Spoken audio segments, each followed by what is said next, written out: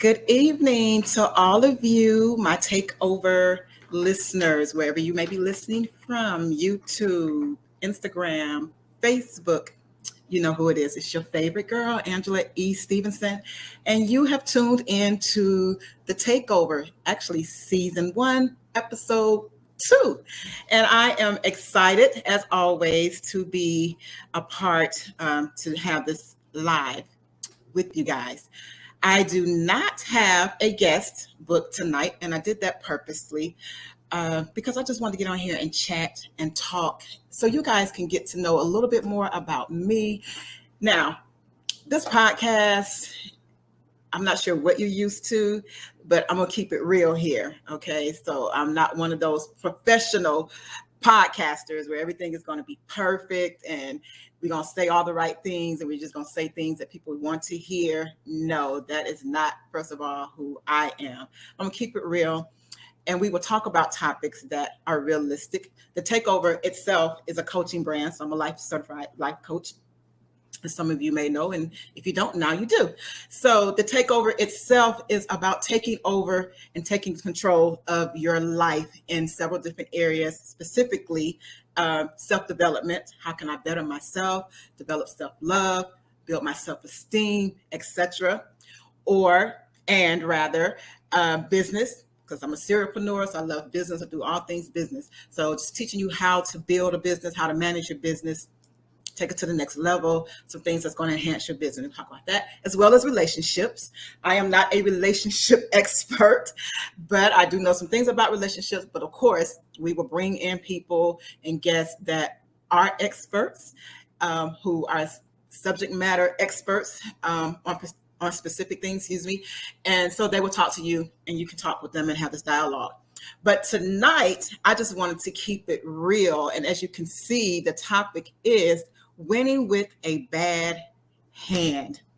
So I love to play spades. That is one of my favorite card games to play. I like to say that I am the queen of spades. I've been beaten a few times, but I have learned how to maneuver the cards that I get. And as you know, if you play spades, that sometimes you get a great hand. You know, you get both jokers and the ace and the king and queen of spades sometimes. And then you are able to cut, you just got a good hand. There are other times when you only may have 1 or 2 spades because the game itself is about spades. So the more spades you have, the better off you are, especially if you have the higher spades.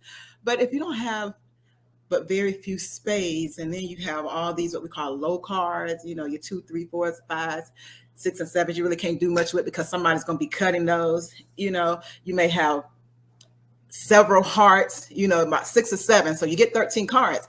If you got 6 or 7 hearts, you're not going to win with that because if you don't have the ace or the king, somebody's going to come out cutting like right from the jump. So what do you do when you are dealt a bad hand? Do you just throw in your cards? Do you just give up and quit the game? No, you do not. In the game of spades, hey, you put your suits all together and you look and see if I got any possibles, and you let your partner know, because you have a partner. They're going to ask you, how many books can you make? You're looking like, I might can get 1 in a possible. I might have 2, if you don't have a good hand. If you got a great hand, oh, yes. Yeah, I got 5 in a possible. Or I got 6. Let's go. Let's run it. So if you don't play spades, listen, it's a game. It's a game. We're going to talk jump. We're going to talk noise, right? This is a game. But however, if you get a bad hand, you still have to play your hand that you get. You don't give up. You don't quit. So in life, when you are dealt a bad hand, you got to deal with the cards that you are dealt. So what are some of the things that make you feel like that you have been dealt a bad hand? It could just be how you grew up. Maybe you grew up in a bad household, toxic. Maybe grew up with just one parent household. I grew up with 2, but there was still some things that was going on in my household that made me feel like I was dealt a bad hand. It wasn't the greatest hand, right? It could be that you went through an abusive relationship. It could be that your health is not good, whether it's physically or you were born with some type of deformity or you develop some type of sickness or illness. along the way, bad hand, what do I do? It could be income, it could be job related, it could be many things. You determine what you feel is a bad hand. And listen, there is no perfect hand. There is no perfect hand. And even in the game of spades, if you have all the spades or just as many of them as you can get, if you don't know how to play the game, you will still lose. But on the flip side of that, I have seen and I have had bad hands and still won the game, because guess what? The first hand is not the last hand.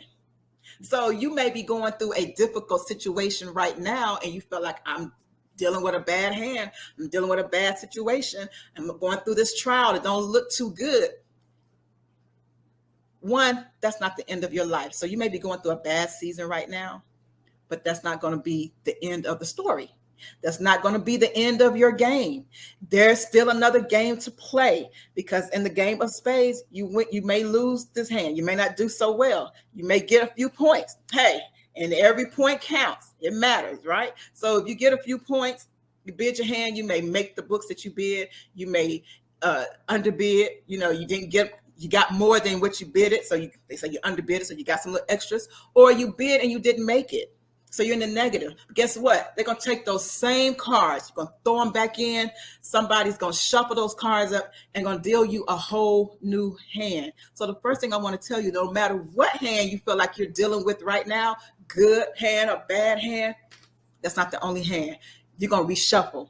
So reshuffle whatever it is that you're going through. Like, how do I do that?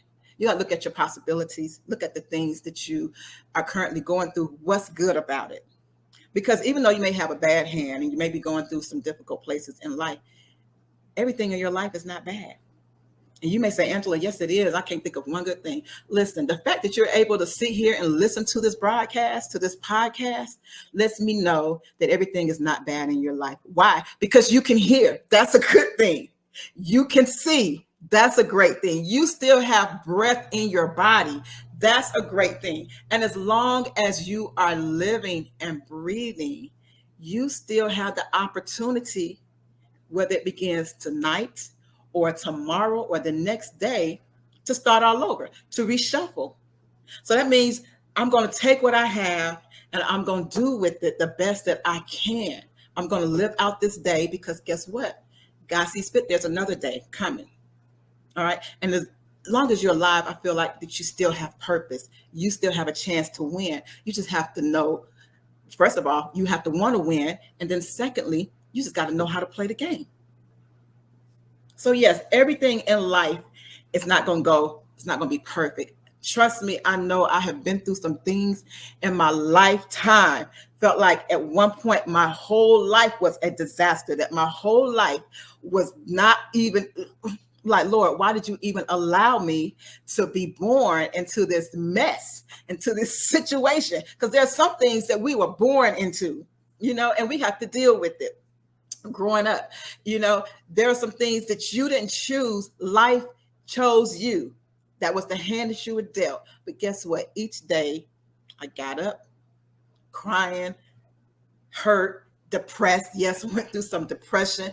Just went through so many things in my life that I felt, like I said, at one point I was just like, God, why?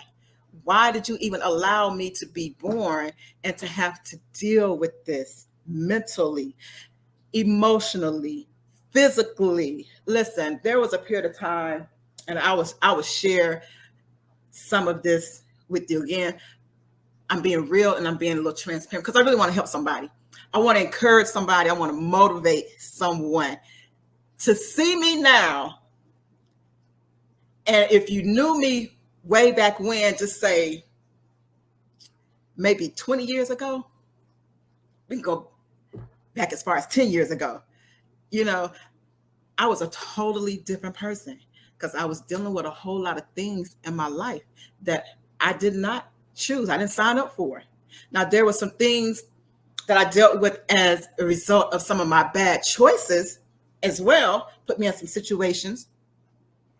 But some of the things that I went through, as far as, so I mentioned this last week, or it may have been someone else's podcast that I was on. I've been on several podcasts here recently, but that I was given up for adoption at birth. So I was not raised with my birth mother. And at the age of about 8 or 9, when my parents who raised me told me that, as loving and as caring and as kind as they were, it messed me up mentally and emotionally, because I'm like, first of all, this is all I thought. These were my parents. And they were, because they took care of me and nurtured me. That's all I knew from time I was about 6 months old. Well, 6 months old, I didn't know, didn't remember anything. But as when I came to myself, was old enough to understand who a mother and a father was, these were the people who were there. This was my family. And I was raised with them. But when they were telling me that, they chose me, and, my mother gave me away, and they didn't know why, so they was trying to explain it. In my head, all I could think about was that my mother, the woman who carried me for 9 months, gave me away. Why did my mom didn't want me? My mom didn't love me. These are things going in my head at 8 or 9 years old. And they was trying to explain it to me. We go on and they finish. But for years, when I say years, I'm saying throughout my teenage years, my adult years, that thing bothered me. So I was dealing with rejection, because in my head, your mother. And as I got older and I understand, my vocabulary is now, I'm growing in my vocabulary and I'm understanding, so your mother gave you away, rejection. So my mom didn't want me. Why did my mom not want me? So I'm growing up, who am I? Who do I look like? So now, yes, I have this family who loves me, who cares for me, provides for me. But where is my mother? Why? Now, take that part that I'm dealing with rejection in my mind. Couldn't explain it to anybody. Didn't know how to explain it. I'm just dealing with this internally. This is how I'm feeling. Your mama didn't want you. Teenage years. Your mama didn't want you. And nobody else gonna want you. So I'm dealing with this. And probably didn't know what depression was, but I knew I was depressed. There was something going on in my head. I could not explain it, but I'm functioning. So here's the point I want to get to. I'm dealt this bad hand. So here's this one hand that I'm dealing with at the moment. I'm dealing with rejection. That's one hand, right? What happens when you reshuffle the cards and you get dealt another bad hand? So I'm dealing with rejection, but I'm also dealing with molestation, sexual abuse.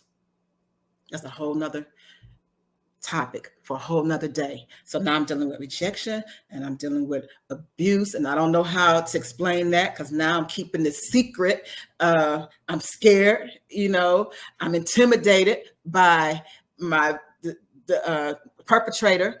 So a lot of things are going on, dealing with some bad stuff. Eventually get old enough where I feel like I can leave this situation. I can exit it, and ran right into another abusive situation. Come on. So I'm talking about bad hands here. So I'm not even going to keep counting the hands. I done been dealt several bad hands in life. Fall in love. Feel like I'm in love, the love of my life. He is abusive as all get out. When I say abusive, we have a knockdown. You would think we Tyson and Holyfield. We fighting almost every day. This person I feel like loved me. I loved him. But we're abusive. He's abusive. Toxic relationship. So I'm trying to leave one bad hand, hoping to get dealt another good hand, or get dealt a good hand, and I get dealt another bad hand. What do you do? So at this point, I'm just living. I am living, trying to survive it all. And I'm skipping forward, because through all of that, I get pregnant. I have a child who was born early. The doctors told me even before he was delivered that he was going to die. So here I am dealing with my first child, a teenager, hadn't even turned 18 yet. A couple of months from turning 18. So I'm 17 years old, about to have this child. And you're telling me this is going to die. So Only person I knew to call was my mom. She happened to be out of town at the time. I'll never forget this. So I know my mom was a prayer warrior. She gonna pray. So she's praying over the phone. And that gave me encouragement. I thought my baby was born early.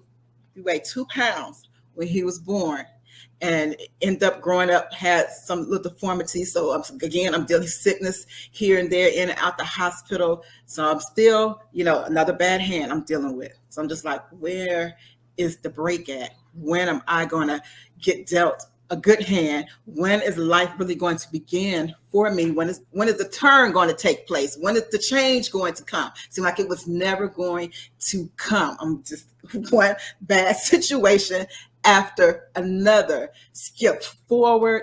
I ended up getting married and didn't have the best marriage. It wasn't all bad, but it wasn't all good. So I'm dealing with some stuff there. And part of that is because I have all this baggage that I'm bringing forward, because I'm still carrying these bad cards, this bad hand with me. I ain't never dealt with some of the traumas of life that I had dealt with from a childhood. So I'm going into another relationship, hoping for the best.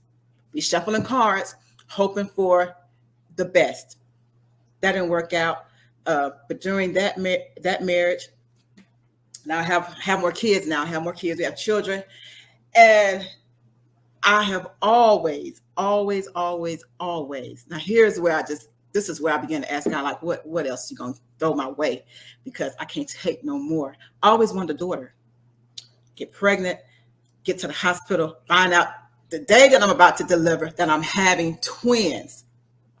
So my prayer was, Lord, please, I don't know what I'm having. I didn't even know I was having carrying twins all these 9 months. I went the whole 9 months, did not know. We had 2 ultrasounds. I only saw one baby. But here I am, and I deliver, boy and a girl. I am the happiest thing. So loud, okay, God, my luck is turning. I'm in this bad situation. Marriage ain't so great, ain't the greatest. But you done answered one prayer for me, one of my prayers, and that was to give me a daughter. This is what I'm talking to God, for real. And gave me this daughter. Okay, we get home and we live in life, going to church, praising God, and we're raising these kids. Get up one Sunday morning, 3.5 months after my daughter was born, getting ready to go to church on a Sunday morning, went to get my daughter, and she is clammy. I spilled something. She is clammy. My baby had died in her sleep, crib death. When I tell you, that thing broke me like never before. I just thought I was going to lose it. I'm mad. I'm angry. There's no comfort, no consolation, nothing, no prayer that you can pray that's going to make me feel good.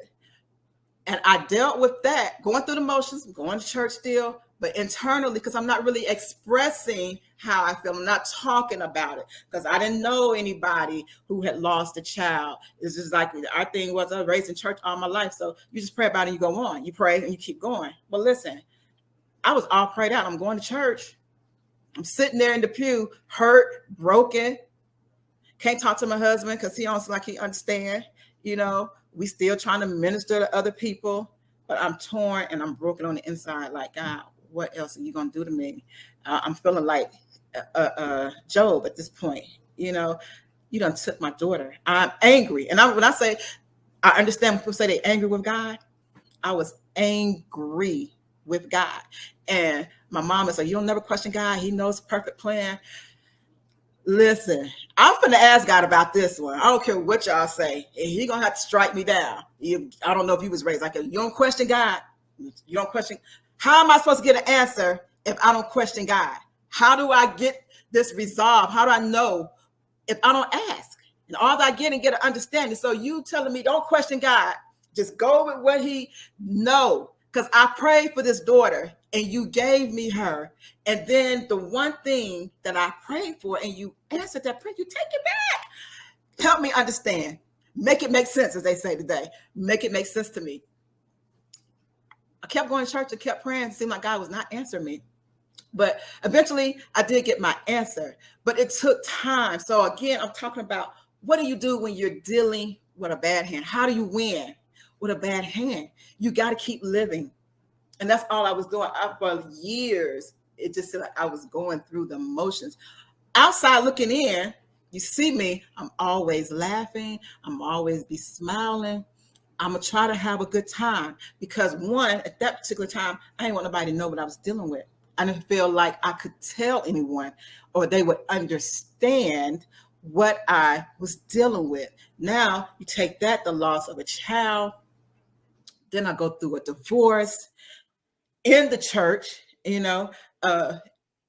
for people who are listening who are not part of the church, that's fine. Let me tell you, if you that's the worst place, seemed like, that you could get hurt. Now, the church at this point hadn't really done anything to me. And when I say the church, I'm talking about people because we are the church. It was the fact that no one knew how to deal with me. It's like I'm in church and this is where I'm supposed to be to get help. This is where I come to cry out to the Lord. But I'm leaving the same way that I came in. Why am I still broken? Why am I still sad? Why am I still dealing with depression? Yes, maybe temporarily while I'm there. The music's good, the praise and worship is good, or whatever. We singing and we shouting temporarily for that moment. But when I leave, walk out this door, I'm going right back to the hellhole that I left from. I walk out the door, and before I get to my car, I'm still depressed. I'm still angry. Used to fight. I had so much anger built up in me that I would fight at the drop of a dime. Didn't care where I was or who it was. You cross me, I'm going to tell you about yourself. And I wasn't going to be talking. Yap. I'm the one I'm swinging first. I'm a swinger. I'm going to swing. You especially make me mad. And that in itself was not a good place to be in because I could hurt somebody. And it's been a couple of times where I almost, listen, when people say, I don't know where I'd be if it had not been for the Lord who was on my side, I don't know where I would be.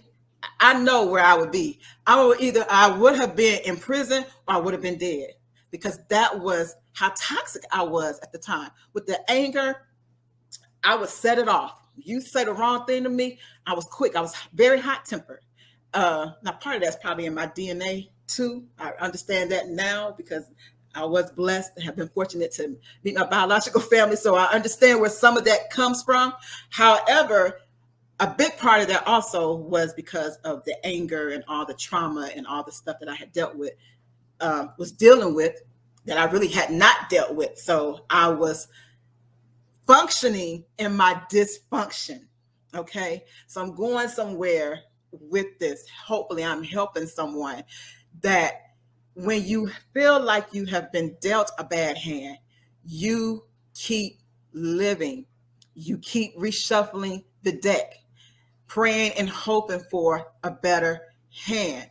Listen, I'm building this, talking about bad hands. We go through that situation. I get through the divorce, end up having to move out of where I was living, move back home for a while with, I have 4 sons. My parents were helping me raise my oldest son. So I had 3 with me. And we all of us now back at home for a period of time. Now, one thing, and I didn't realize, because here's another point that is going to work for you. I didn't realize at the time. Now I'm in my depressed state and I'm still angry and I'm hurt and I'm in a better place with God, but I ain't in the greatest place with God. So my situation hasn't got too much better. It's like, it's okay. I can breathe. I can hold my head above water, but I'm barely breathing. You know, have you ever seen in the movies or have you ever been swimming where you got your chin is just above the water? It's enough for you to breathe. That's how I felt. I can breathe, but I'm almost still about to drown. I want to be able to float. Haven't got there yet. Having to move back home. But what I started out saying was that one thing that has been within me, and I didn't know then that it was just God working on my behalf. So I've always been a go-getter. You tell me I can't do something, I'm going to prove you wrong. I'm going to do it anyway, right? So there was something always in me that wanted to do better, to be better. Didn't know where that came from. But now I understand that was just God working on the inside to get me to the place that I wanted, that I needed to be at, and that was purpose for me. Didn't realize then, even still through all the things that I was going through, that it was for a purpose. And you talk about when you're in the middle of something and somebody's telling you it's the purpose, it's the reason why you're going. What is the reason? What is the reason God has allowed me to go through all this hurt? There's one trial after another. And especially when you can look out and you see other people who living this great life and they're not struggling. There's no strain. They in great relationships. People loving on them. Like, why it can't happen to me, Lord? Especially I'm over here trying to do halfway right. I'm trying to do halfway right. It ain't perfect in none of my ways, but I'm trying. I am striving. But then you see people who, they cussing, fussing, fighting all the time and ain't doing people wrong, scheming and scamming all their life. That's all they can do. But I'm over here trying to do right. I'm trying to serve you, Lord. And I don't want to make this broadcast spiritual or a churchy, but that's who I am. That's part of me. So you're going to get that. It's going to come out, right? But what I'm saying is I'm going through all of that, and I'm still trying to better myself. I want to better for my children, because I didn't want them to have to go through some of the things I went through as a child. I wanted to give them better. But here's the other thing to that. I dropped out of school in 10th grade. Well, a lot of people don't know. So here I am trying to work. And let me tell you something. The favor of God will take you further when you got the favor of God on your life. And I know sometimes it sounds a little cliche, and sometimes I even hate to say it because it sounds like God has favoritism, but he has no respect of person. But I had the favor of God on my life. So throughout all the stuff that I done went through, here I am, don't even have a high school diploma. Well, I ended up getting, I went to my GED. But what point is, I didn't finish high school. So I didn't drop out of high school because I was dumb. I was very smart. I was very smart in school. I went and took the test without even studying when I finally dropped out. But again, I always want to do better. So I knew I needed at least to have my high school diploma. I needed my GED. All right. Went and took that, passed. And what I was saying, the favor of God would take you further than you knowing anybody or you having a PhD behind your name, a BA, whatever it may be behind your name. God has allowed me to work in jobs and hold positions that required a college degree. And here I am only having a GED. Favor of God. So God's hand was on me, even though I didn't see it. I was going through all these changes. I got to do better. This job ain't working for me. I get bored real easy. Nope, that ain't for me. So I'm not supposed to be an entrepreneur. I'm supposed to be operating in my own business and doing some things. But couldn't figure it out at the moment, or it's just like, oh, I got these kids because I can't just quit my job, so I got to work. So I don't work so many different jobs. You would be like, you used to do that too? Yes, I did that too. You name it, I probably done did it. I probably done worked it. If I could list all the resume with all my jobs, it'd probably about 30 pages long. But I'm saying all that to say that I was dealt this bad hand. But through it all, God was yet with me.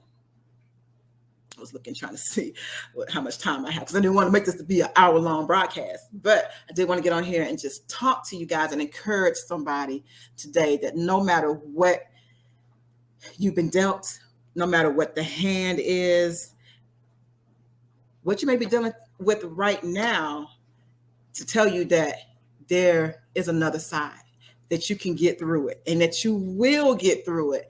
Perseverance and faith. I would say that it was my faith. There was something, and it was the grace of God. It was the goodness of God. And again, I didn't want to make this churchy or preachy, but this is my truth. I am telling you that, and whatever your belief does not have to be the same as mine. I do believe in God. I believe in Jesus Christ. That works for me. And whoever you want to believe in, that's who you believe in. If that works for you, then so be it. But I'm telling you my story, my truth. It was the grace and the favor of God that kept me. There were times I wanted to kill myself. I attempted it. Listen, I attempted to do it. But on the way to the hospital, God allowed me to regurgitate all this medicine up. I should have been dead. Again, when I say, if it had not been for the Lord who was on my side, I don't know where I would be.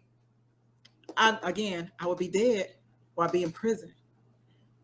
God kept me, didn't allow that stuff to take me out of here. Eventually, years forward, yes. And let me tell you this, being raised in church, and I'm thankful now that we live in a time where people are more cognizant of their mental health. We want to be healthy in our mind mentally. And that's a great place to be in, because as African Americans, and then on top of that, when you are raised in church, it was unheard of anybody going to counseling, having a therapist. Like, what? No, you crazy? That's crazy people. Well, what's crazy? What is considered crazy? Because I'm sitting over here, listen, depressed, don't want to get up and go to work, eating was emotional, eating myself into a frenzy. I'm screaming and hollering at everybody. I'm crazy. So I need to go see somebody. Something's going on with me. And I'm making light of it. But I'm just saying that the place that I was in, and the place that many of you have been in or may be in right now, is that we didn't go see nobody. We didn't go talk to nobody. Yeah, we talked to our friend, but they was not equipped, because a lot of times they were in, listen, I had some friends who were in worse situations that I was in, or went through some similar things. It's the worst thing when you're trying to talk to somebody who's like, yes, I'm going through that too. So now we both sitting here depressed, crying. No, I need somebody who can talk to me and encourage me and lift me up, who maybe have been there and tell me how to get out of it, which is one of the reasons for this broadcast, to tell people how you can get out of it. You don't quit. You don't give up. As hard as it is, each day that you wake up, you ask God to give you strength to make it. Ask him to order your steps. What do I do? What do I say? What is the resolve? Give me the answer to this problem, Lord.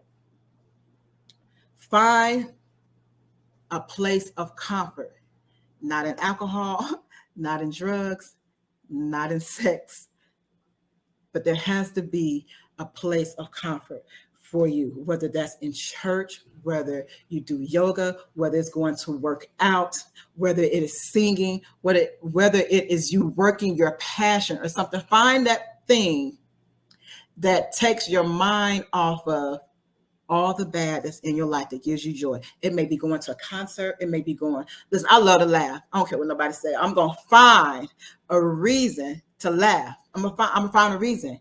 I believe that laughter is good for the soul, and it keeps you youthful. So you see how young I look, even though I'm older than what y'all probably think I am. But find something that's going to take your mind off of it. So if it is comedy, if it's reading a book, find something that's going to take your mind off of all the bad. Find your place of comfort. As strange as it was, church was my place of comfort. Well, it was one of my places of comfort. I used to love to sing. I was passionate to sing. Now, that ain't my calling. I can sing a little bit now. I can sing a little. I can carry a tune. I used to sing all the time, but that was my place of comfort. I used to go to all these different singings, and I would sing. They put me on the program, sing. Angela Shepherd, that was my name for it if I got married. Come sing solo. I found joy in doing that. I love to sing. So going to church and singing was my place of comfort. Even as a child, teenage years, into my adult years, even now, that is just a part of my life that I don't take for granted, but I'm appreciative of it, because again, if it had not been for the grace of God on my life, the call of God on my life, I would not be here, or I'd be in a place that I didn't want to be in. So yes, it was purpose that I go through all the things that I went through. Why? One has made me a better person, has made me the person who I am. I've been developed in some areas in my life, even going through counseling, which I started out saying that going to counseling and being able to talk about it gave me healing. It allowed me to define who I am, because I went through a period of time, and we're going to talk about this on another broadcast, where I didn't know who I was. And I think society has messed us up in that area, because, the American dream is you go to school, you get a good job. When I say go to school, you go to college, you get a good job, get married, and you live out your life. And marriage is a big thing. It has been a big thing for everybody. You want to fall in love, be married, and live this happily ever after. But we're doing that without even knowing who we truly are. So just think about all the little things that I just told you, all the bad hands that I went through. And here I am trying to link up and marry somebody else and love them when I didn't really truly love myself. And I couldn't truly love myself because I didn't know who Angela was.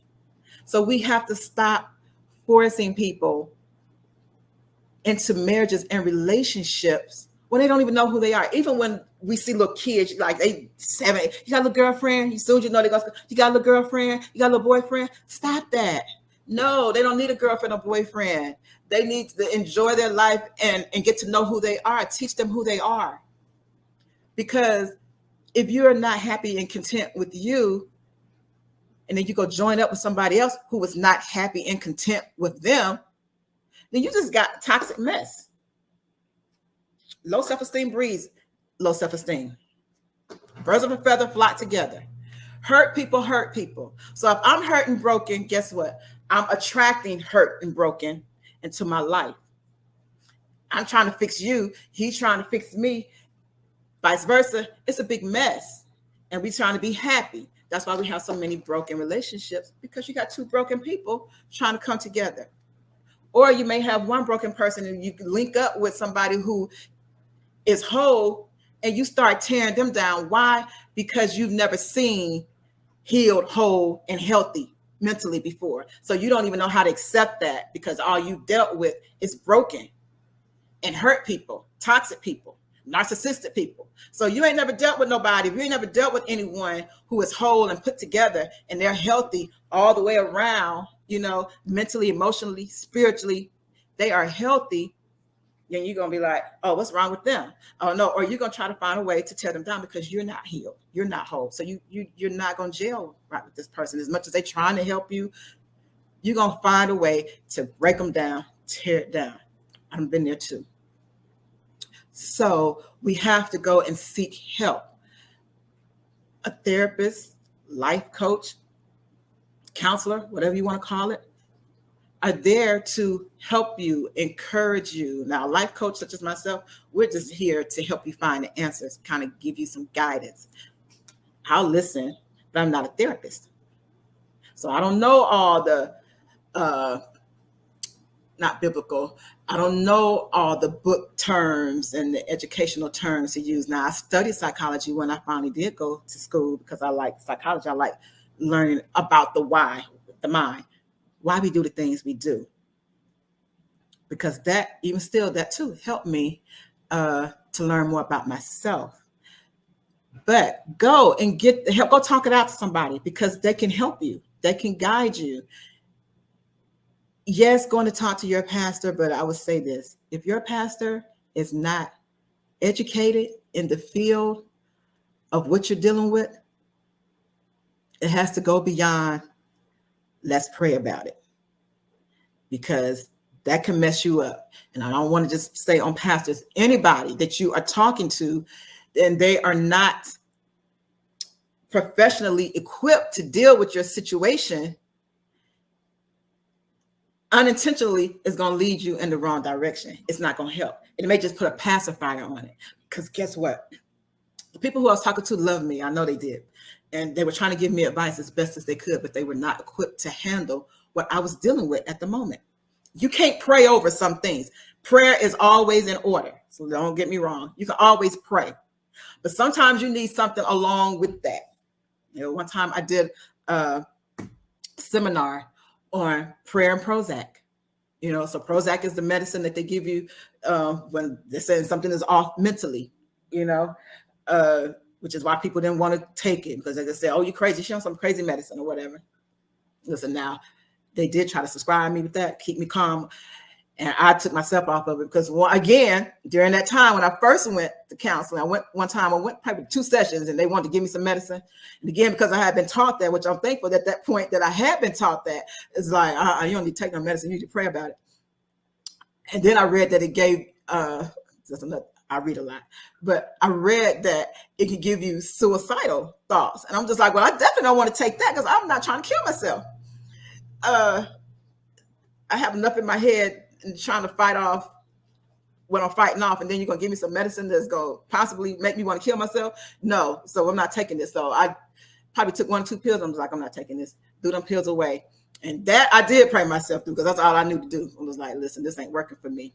But years later, I went to counseling, and I found someone who I liked talking to and gave me good advice and guidance and just helped me talk through some things and pull some things out of me that I didn't even know was there to help me understand really what I was dealing with.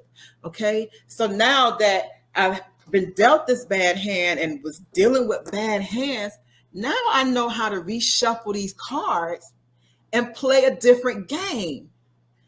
Listen, when you're playing, and I use spades as an example again, when you're playing a game sometime, as much as you may want to learn or know it, you're just faking it. I really don't know. I'm trying to do what they do. So that's what they did. So I'm going to do this or what have you. But you're going to keep playing wrong until you learn right. Okay. So now that I knew right, now that I knew how to deal with me, and I knew to understand, I knew how to understand who I was, and I knew who I was, and I'm developing into this person and just getting to know me. Now, when things are dealt, a bad hand is dealt to me, I know how to shuffle these cards up and play a whole different game now. Because one, I done been through this before. So I know how this is going to turn out. Okay. I know how to play. I can strategically play the game now because I know what I'm doing. When I was going through all that stuff before, I didn't have a clue. I'm just like, life sucks. I don't want this life. Let me trade it. Used to live in this fantasy world, probably why I used to like to read, because it would take my mind, allow me to take my mind from my present, and I would live as if I was this character. It's probably why I'm a good playwright, because I used to read it all the time, and my imagination would kick in. So I would imagine that I was the character, but it took my mind, again, find that place that takes your mind off of the bad that's in your life and refocus it, and that's what I did. So I'm telling you, sometimes you just got to dig deeper, find out who you are, deal with the hand, look at the possibilities, because in each hand, even in spades, and again, I keep using spades as an example, because we're talking about, that's my favorite game, but we're talking about winning with a bad hand. When people look at their hand and they say, hey, I can get 2 in a possible, or I can get 3 in a possible. Work the possibles. I've won some games in the game of spades based off the possibles. So in your life currently, there's always possibilities. Work the possibilities. Don't focus on what's going wrong or what's bad, because trouble's not going to last always. Like I say, this 1 bad hand, 2 bad hands is not the end of your life. It does not mean that you have lost the game. You don't lose the game until you quit playing. So as long as you got something in your hand to play with, and what you have to play with is your life. So as long as you have life, possibilities are still unlimited. You still have a chance to win at the game of life. Maybe, let me throw this in here. God just gave me this.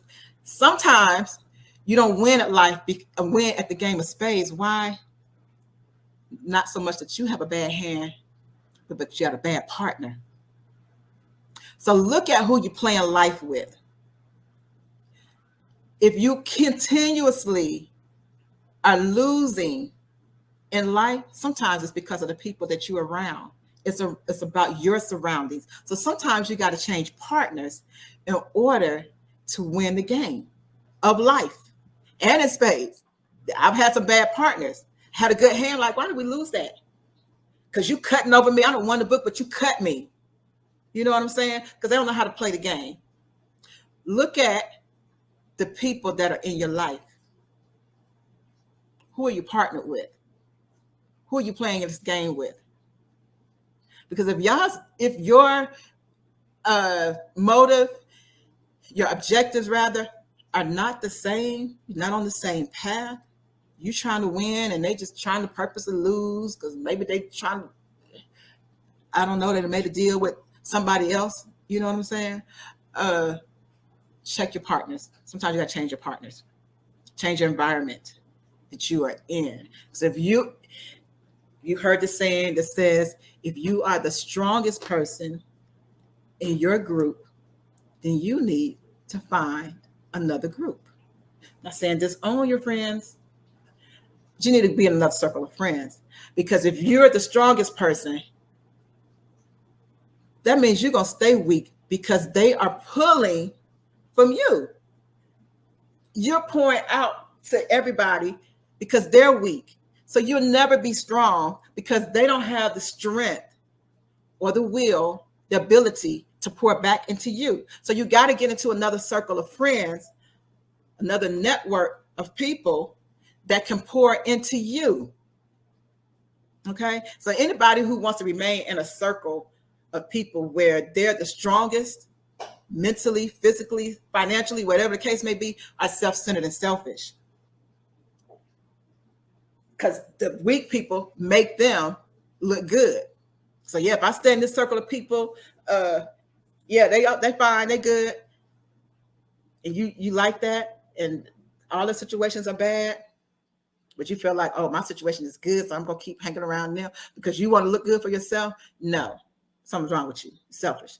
I always want to be around people who can pour into me. I want to learn. That's another reason why I have achieved the level of success, and I'm still climbing that ladder of success. I cling to people who are already where I want to be. Whether I know them personally or I'm watching them on YouTube or something, I follow a lot of people in this world of social media. Listen, Facebook, Instagram carries on a lot of mess. But there have been some people that I have met, connected with through social media that has helped me, that have encouraged me, that have educated me, that have supported me. They are in my network. Okay? So you got to change your environment, who you partnered up with sometimes. Find somebody who is already, all this jealousy that we have, and now I'm going probably a different direction, but just because you're doing it and someone else is doing it, don't mean that you need to be jealous of them. If they're doing it a little better than you, then learn from them. Don't be jealous of them. Don't hate on them. Learn from them. Pay attention. Rub shoulders with them, because guess what? Or ask questions. They may tell you. And even if they don't, that don't mean you don't stop looking. You can observe from afar. I've learned some things from some people just by observing, and they do the same thing that I do. And they may do it on another level or in a somewhat of a different capacity. But I'm not sitting here hating. I'm wondering, like, how do they get there? How do they do it? They make it look so easy. And if I don't know them, I may connect with somebody who do. Hey, do you know them? Like, what's their story? What's up with them? And then if I get in their presence, oh, I'm going to get some answers. I'm going to get some answers because I'm going to ask some questions. So listen, you can still win even when you have a bad hand. You just got to learn how to play the hand well. You just got to play it the best that you can play. And when that hand runs out and you get dealt another hand, play it. Because sooner or later, you're going to get dealt some good hands. Whether you playing in a real game of spades or we talking about life here, you will get dealt some winning hands. I'm a witness. I'm living it out right now. Okay. And even during times when it seems like the hand, it ain't that good, but it ain't that bad, because that's going to happen in life. Everything is not going to always be good. It's not going to be easy. God did never promise us that. He didn't promise us that the road was going to be easy, but he promised us he would never leave us or forsake us. Okay. So again, we're going to go through trials. We're going to go through tribulations, but we don't give up. We weather the storm. Sometimes you just got to ride the waves.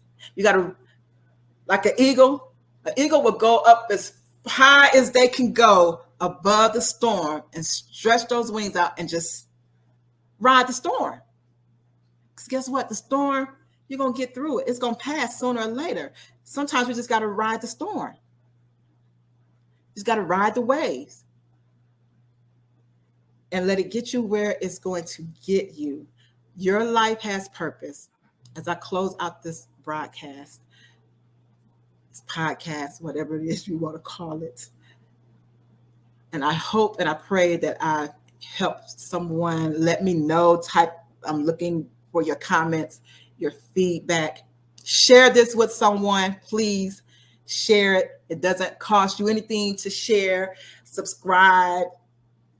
If you're watching via YouTube, subscribe to my channel. We're going to be talking about some great things and just even doing some trainings and things eventually, real soon. Live trainings, courses. I'm going to be doing a lot with the takeover because I want you to win at life. I want you to win at everything that you do, whether it's in business, self-development. You want to win. We're going to work with this mindset. Okay. I am writing a book now. It's talking about, so I got some things that I've been working on in the background that I have not mentioned that will be released soon. Some by the end of the year, some at the beginning of the year. But one of those things is a book that's talking about mindset. Because I understand throughout my experiences in life that if your mind is messed up, everything else is going to be messed up. If you got a lot of chaos going on in your mind, you can function, but you're going to still be dysfunctional, but you will never achieve the level of success that you want to achieve in life, in relationships, even in your spiritual walk, if your mind is messed up. So we got to get our mind right. We got to get the mind right. So we're going to be talking about that and dealing with the mindset because I want to see you win. And I'm sitting here and I'm able to talk to you because of the things that I have been through, that God has allowed me to go through. As I said earlier, I didn't understand that it was a purpose behind it. But I'm able to sit in this chair in front of this hot light, talking to you guys, telling you and sharing my experience with you and the things that I've overcome and some of my winning, because I am now living in a winning season. I went through a whole lot of losses in life.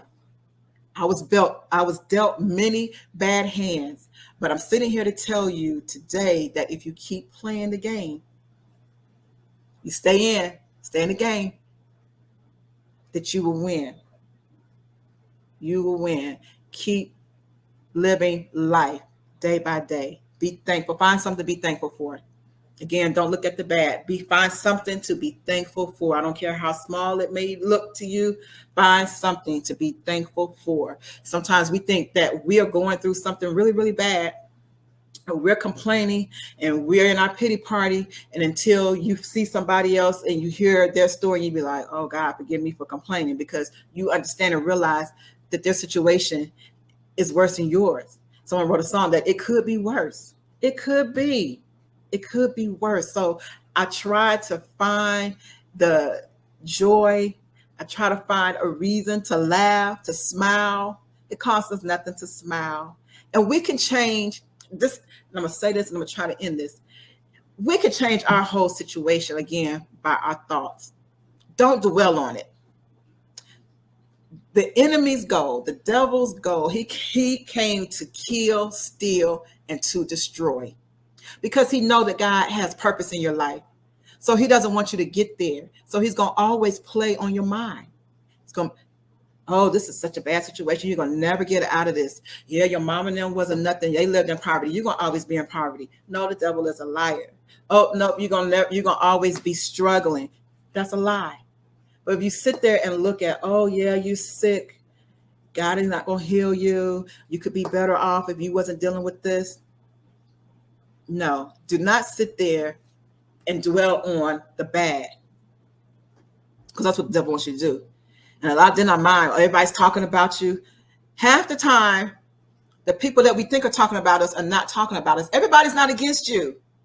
There are more people who want to see you win than there are people who want to see you lose. But we focus on one or two people who have said something negative and say, oh, yeah, they want us to lose. Or they don't like me. Those are my haters. Well, as the old saying says, let your haters be your motivator. But don't sit there and dwell on your haters, because guess what? You're giving them power. Dismiss those thoughts with something positive. You know, you may look in the mirror and you be like, oh, I'm not as pretty as her. There was a point in my life where I had low self-esteem.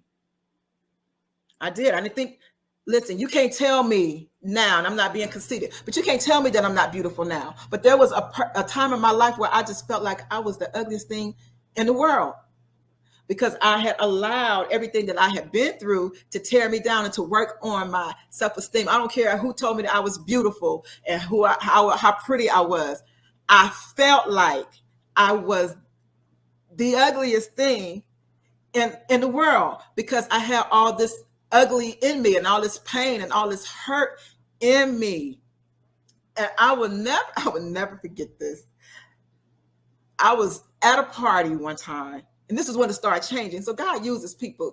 God uses strange things sometimes to get our attention or to switch things for us. I was at a party, and I was at a low point in my life. Now, I was at a low point, and it's one of those times where I just felt like, oof, I don't know why anybody would love me. Definitely, that's just how I felt. And the gentleman, this is during the time when men would come and ask you to dance, right? And I got 4 minutes to tell the story. Men would come and ask you to dance. And he came to ask me to dance. And I got up and I went to my friends, like, again, people don't believe I used to be shy. And I still am a little bit, but I was a little shy. So just like, I don't want to go dance, or go dance with him. Because he was, at that time, he was somebody, he was fine, right? I'm going to say that. He was fine. So I'm intimidated, because I'm just like, I don't want to go dance with him. But I made it up and I went to go dance with him. And we're on the dance floor. And we're dancing. And I will not, this is what he said. He said, you look so delicious. I'm like, what? But it wasn't that it was a compliment, and he wasn't trying to get me in that way. So it wasn't like sexual or anything like that. But it was something, the way that he said it. The light bulb or something went off in my head. I'm just like, wow, really? And he just started pouring these compliments. I needed that at that moment. I needed that. He didn't know that, but I needed that. I needed to hear that. And I'm just like, wow. And I guess it was because of who he was. And here he is, out of all the people in the room that he could have chosen that were beautiful, you know what I'm saying? In my opinion, beautiful women that he could have chose to dance with. He comes to little old me that in my spirit, now he didn't know, maybe God told him, I don't know, that he didn't know that I was just feeling like I was nothing. On the dance floor, he's giving me all these wonderful compliments. Walked me back to my seat, never seen this guy again that night. Later in life, I did. But I believe that God ordained that moment for me, because it started to shift something in my mind. Like, hey, this fine dude right here think I'm delicious, think I'm beautiful. What? That I'm smart? I'm telling you, I would never forget that moment, because it started changing something. So throughout all of that, listen, I done dealt with so many things in my life. If I could sit here and tell you, for those who know me and you see where I'm at today, it has not all been roses and cherries. I done sucked on a lot of lemons. Okay, I drank a lot of lemonade with no sugar. But I'm telling you that if you hold on, persevere, keep your faith, whoever your higher power is, again, will introduce you to Christ. I will introduce you to Jesus because that's been my best friend.